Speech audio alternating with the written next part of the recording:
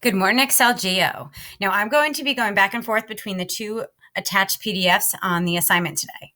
Okay, so the first one we're going to look up is just the one that we'll look at is the one that said pyramids and cones surface area. So let's just talk about the difference, just what we talked about yesterday, between lateral area and surface area. Now remember, when we talk about lateral area, when I say lateral area, I'm saying that that is going to be just the area. Oops, I don't want the whole thing. Lateral area is just going to be the area of the lateral faces. So LA, it's just the area of lateral faces. As opposed to surface area is going to be the area of every surface of my figure. So if I talk about surface area, our surface area will be the lateral area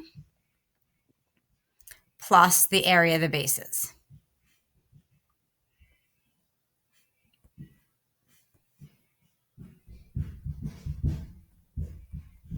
Now, yesterday we worked with cylinders and pyramids. I'm sorry, cylinders and prisms. Now, in cylinders and prisms, we had two bases and we had our lateral area. All right, and we looked at our lateral area. The shape of our lateral area ended up when we opened them up, whether it was a cylinder or a prism, if you opened up, the lateral area always formed this big rectangle. All right, and that big rectangle represented the lateral area. And then we had the two bases. So B in that case, when we talked about B stood for area of the base. Now, how will B be affected today? Well, if we're talking about pyramids and cones, the big difference is we're going to only have one base today, as opposed to yesterday, we dealt with two. So what we're going to do is let's try to figure out a way we can find the surface area of a right pyramid and a right cone and the lateral area of a right pyramid and a right cone. So let's look at the net worksheet that we have. Now, right now, I gave you a net worksheet. And in this case, we have a pyramid, and this is a square pyramid. You can see they have the same base. So I gave you the square pyramid, and then down here, I have the net of that square pyramid. All right, guys? So we have our square pyramid and our net, and I want to be able to write on it. So hold on. So what I want us to do, if we talk about lateral area, if you take a look at this, if I take this square right pyramid, and I open it up, this is my net. And you're going to see the main difference here when I talk about lateral area is my lateral faces are all triangles. All right, so let's take a look at that.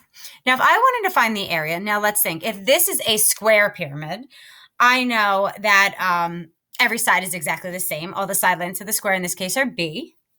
And then if I look at those triangles all have a height of L, which is our slanted height. So remember, L is our slanted height.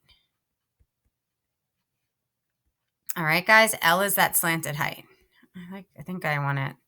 Yeah, slanted height. All right, guys, L is that slanted height. Now, that slanted height will be the height of each triangle. So if I wanted to find the area, the lateral area of this pyramid, I would add up the area of the four triangles. Now, if you look at this, because we have a square pyramid, every single triangle is exactly the same. So you could say that your lateral area would be 4 times every triangle. It's 1/2 the base. In this case, the base is B. The height of the triangle is L. All right. Now, I'm going to kind of manipulate this formula a little to get it how I want it to be. So I can also rewrite this as lateral area equals 1/2 L times 4B. I'm moving it around. So this is all multiplication, so I can move it around.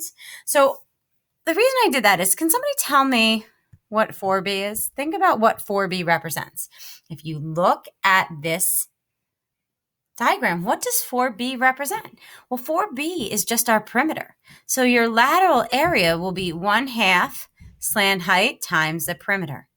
That is always going to be our lateral area formula of a pyramid. And this is a square pyramid, but it's going to work for all pyramids because the perimeter will just be based on the number of sides. So if you have a hexagon, you'd have 6 sides. So you would just find the perimeter of the hexagon. All right. But your lateral faces, again, would still be triangles. All right.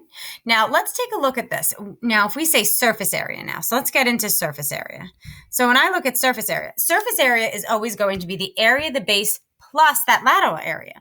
So when we think surface area, it's always the area of the base, which we know is B. The difference here is we only have one base as opposed to that two. So it's going to be B plus my lateral area. And in this case, the surface area would be B plus the lateral area will always be 1/2 the slanted height times the perimeter. That is the formula for surface area of a pyramid. Now, this will differ slightly when we deal with a cone. So that was our pyramid. Now, let's take a look at our cone. Now, cone's slightly different. Now, we have that circular base, which we're familiar with. But what we actually have here is our lateral face is not a triangle. So let's look at this lateral face. This is not a triangle. That is actually an area of a sector. So if I looked at this, this would be my lateral area is the area of a sector. So let's talk about parts. Let's compare parts. Now, if I take a look at this, we know if I look at my diagram over here, I know that this here is L. That is my slanted height. All right. I know in the cone, I have this to here. That is going to be my radius. And in a cone, I only have one base. All right. But what I want to know, what I want us to know when we look at a cone, if I look at this right here, this is the circumference of my circle. That's the circumference of the base. That will have to line up right here with my cone. All right. That would have to line up with the net of the cone. So now I know when I look at this, this is the same as that circumference. Circumference is 2 pi r. I know that that green highlighted segment would have to be equal to 2 pi r. Now, this is slightly different. If I thought about a area of a sector, I always do a percentage of a whole circle. Now, this sector has a different radius than my base. If I look here, think about this, the radius of this sector would be L. It would line up with my slanted height. So if I thought of the circumference of that big circle, that whole circle, the circumference of the circle that included that section, that would be 2 pi L. All right, so if I looked at this, that the whole entire circumference there would be 2 pi L. So if I wanted to find the area of that sector, now this area, again, we're saying is the area of the sector, but it's also going to be my lateral area. I need to find it's a part of a whole circle. So if you really think about this, if I had a whole circle with a radius L, I'm only finding part of it. All right, guys, and I'm only finding part of that circle. So if this was the whole circle, you're only finding the part that has the 2 pi r here. All right, so the 2 pi r right there. That's the part I'm finding. But the circumference of that entire circle, just so we are aware, the circumference of that entire circle would be 2 pi L.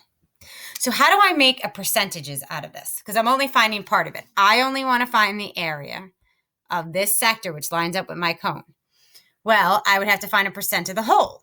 Well, let's think about that. If I want to find a percent of the whole, the latter area would be only 2 pi r of the whole circumference, which is 2 pi L.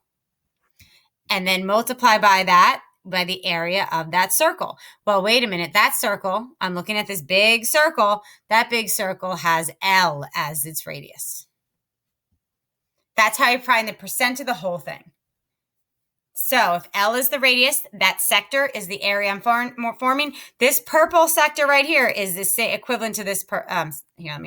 Sorry guys, is equivalent to this purple region right here. They're exactly the same. I'm just drawing it down here to show this is a sector of a whole circle, and that percent is 2 pi r of the whole circle, 2 pi L. And if I have L as my radius, the area is pi L squared. Well, let's take a look at this. Can I simplify this? Well, my 2 pi can cancel with my 2 pi. One of these L's can cancel with one of the L's here. And I'm left with my lateral area formula being pi RL. That is the lateral area of a cone. Now from there, it's easy to find our surface area. Because remember, if we think of surface area, if I'm thinking of my surface area, I'm going to do green. Surface area would be including not only, if I looked at this, we'll cut now. Let's do blue because I don't have blue up here yet. Okay, let's look at this. If I thought of this, it would be this. It would be in here. It would be surface area would also include here, which is going to be my base. That's my base area, but I only have one this time. So if I look at surface area of the entire cone would be the area of the base would be pi r squared, or actually we can write it like this first just to show it. It would be the area of the base plus the lateral area. Well, what is that, guys? Well, that is the base is a circle. It's pi r squared. And the lateral area would be plus pi RL. That is our surface area formula. So now we have a lateral area formula and a surface area. So that's how I derived the formulas. So let's go over to the other side, other sheet.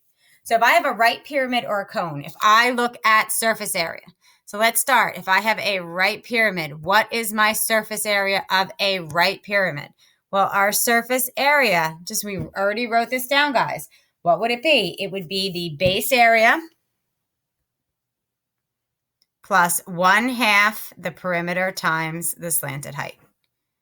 Now, if I looked at my cone,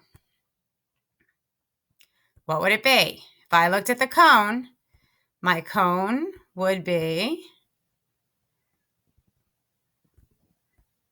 we said our cone surface area, the cone would be the base area, which is pi r squared. And what did we say our lateral area is? It would be plus pi RL, where R is our radius, L is our slanted height. Now let's take a look down here. If I just look at all right, guys, we look down here. I'm taking a look at this. I have my right pyramid, right?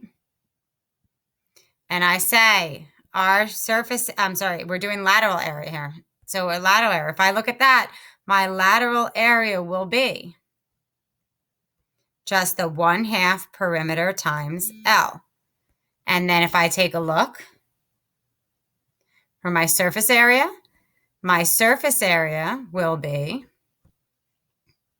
my lateral area, my cone will be, lateral area would just be pi RL. All right, guys. So those are our formulas that we're working with. So let's do the two problems down here. Okay, as an examples, we have two examples. Example 1, let's take a look. Now, we might need to calculate information we do not have. So you might need to recall, we don't have permission to forget, so we might have to recall some of our previous knowledge to help us answer these problems. So now the first problem that's put in front of us is a cone. Now, the first thing I'm going to recognize is that in order to find lateral area, because we're going to find lateral area and surface area for every problem. So in order to find our lateral area of my cone, I need pi RL. So that means I know that the lateral area is pi RL. I always like finding lateral area first because it's part of my surface area. So it makes my life easier. I have my radius of 6, but I do not have my L. L would be right here. Now, if we could recall, this is a right triangle. And if we remembered, a famous Pythagorean triple is 3, 4, 5. But every multiple of that 3, 4, 5 will always be a Pythagorean triple. Therefore, in this case, if I have 6, 8, L would just automatically be 10. That is a Pythagorean triple. You can use Pythagorean theorem to calculate that value too. So now all I have to do is plug it in. Now if I plug that in, I get my lateral area to be pi times 6 times 10, which is 60 pi, and it's units. So we have inches squared because it's area. That is my lateral area. Now that helps because when I go to surface area is the base area, which is pi r squared, plus the lateral area, which is pi RL. Well, I already know what pi RL is. It's 60 pi. So I can just say my surface area is pi times 6 squared plus I can just put 60 pi because we already found it. I already found 60 pi as my lateral area. Well, now I look at it, I have pi 6 squared, that's 36 pi. 36 plus 60 would be 96, and that's pi. And again, it's going to be inches squared. So I was able to find my lateral area and my surface area. Okay, now let's take a look at our next one, example 2. So in example 2, I'm going to use different colors to help us out. Let's label what we're given. So we are given AF. AF is going to be 23. Now AF is my slanted height. That is 23 centimeters. Now CB is the entire length. So if I look at that CB, that entire length of CB, I don't know what. So let's say CB, that entire length of CB. I don't know why it's not letting me there. CB, that entire length will be 13. So let's figure this out. All right, guys. Now let's start with lateral area. Now go up. What is our prism? It doesn't matter what shape the prism is. It's our lateral area will be 1/2 perimeter times length. So if I look at that, I'm saying my lateral area will be 1/2 perimeter times, I'm sorry. I didn't mean to say length. Slanted height. Getting used to that L. L is slanted height. So that means we say LA equals 1/2. The perimeter would be, it's a square. So we're looking at the perimeter and we're saying, well, what is my perimeter going to be? It is going to be 13 times 4, which is 52. And we were given the slanted height to be 23. So what is my lateral area? Your lateral area there will be 598 centimeters squared. Okay. Now, once we have that lateral area, let's investigate what else we can find. We can find our surface area. Well, what's my surface area going to be? Well, your surface area is going to be your base area plus that lateral area.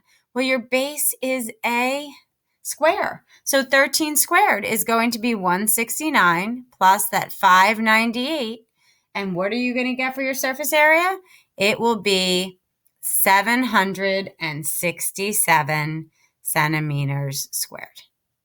So I have my surface area and I have my lateral area. All right. So what you're going to do today is there's 3 more problems on the back. Example 3, example 4, and example 5.